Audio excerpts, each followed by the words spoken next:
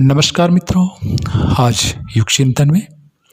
भगवान श्री कृष्ण अपने परम शिष्य अर्जुन को श्रीमद् भगवद गीता में परम शांति एवं सनातन परम धाम की प्राप्ति की बात कहते हुए कहते हैं कि विशुद्ध बुद्धि से युक्त तथा हल्का सात्विक और नियमित भोजन करने वाला, शब्दाब्दी विषयों का त्याग करके एकांत और शुद्ध देश का सेवन करने वाला, सात्विक धारण शक्ति के द्वारा अंतःकरण और इंद्रियों का संयम करके मन, वाणी और शरीर को वश में कर लेने वाला, राग द्वेष को सर्वथा नष्ट करके भली भांति दृढ़ वैराग्य का आश्रय लेने वाला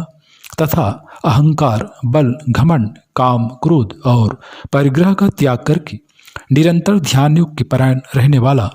ममता रहित और शांति युक्त पुरुष सच्चिदानंद घन ब्रह्म में अभिन्न भाव से स्थित होने का पात्र होता है। फिर वह सच्चिदानंद घन ब्रह्म में एक ही भाव से स्थित प्रसन्न मन वाला योगी न तो किसी के लिए शोक करता है और न किसी की आकांक्षा ही करता है। ऐसा समस्त प्राणियों में समभाव वाला योगी मेरी पराभक्ति को प्राप्त हो जाता है। उस पराभक्ति के द्वारा वह मुझ परमात्मा को मैं जो हूँ, जितना हूँ, ठीक वैसा का वैसा तत्व से जान लेता है तथा उस भक्ति से मुझको तत्व से जानकर तत्काल ही मुझ में प्रविष्ट हो जाता है।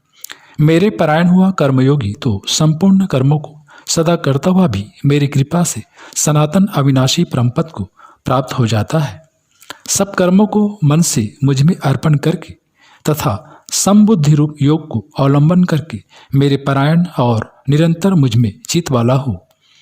उपयुक्त प्रकार से मुझ में चित वाला होकर तू मेरी कृपा से समस्त संकटों को अनायास ही पार कर जाएगा और यदि अहंकार के कारण मेरे वचनों को न सुनेगा तो नष्ट हो जाएगा, अर्थात परमार्थ से भ्रष्ट हो जाएगा। जो तू अहंकार का आश्रय लेकर यह मान रहा है कि मैं युद्ध नहीं करूँगा, तो यह तेरा निश्चय ही मिथ्या है, क्योंकि तेरा स्वभाव तुझे जबरदस्ती युद्ध में लगा देगा।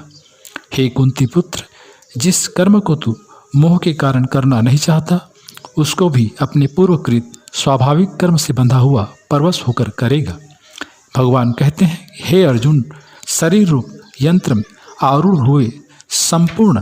प्राणियों को अंतर्यामी परमेश्वर अपनी माया से उनके कर्मों के अनुसार भ्रमण कराता हुआ सब प्राणियों के हृदय में स्थित है।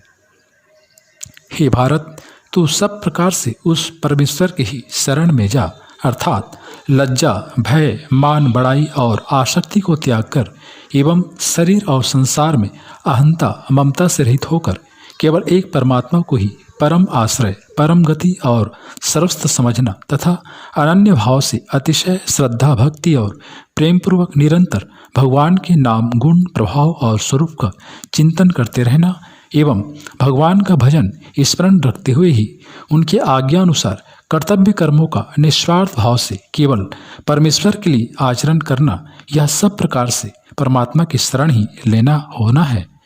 उस परमात्मा की कृपा से ही तू परम शांति को तथा सनातन परम धाम को प्राप्त होगा।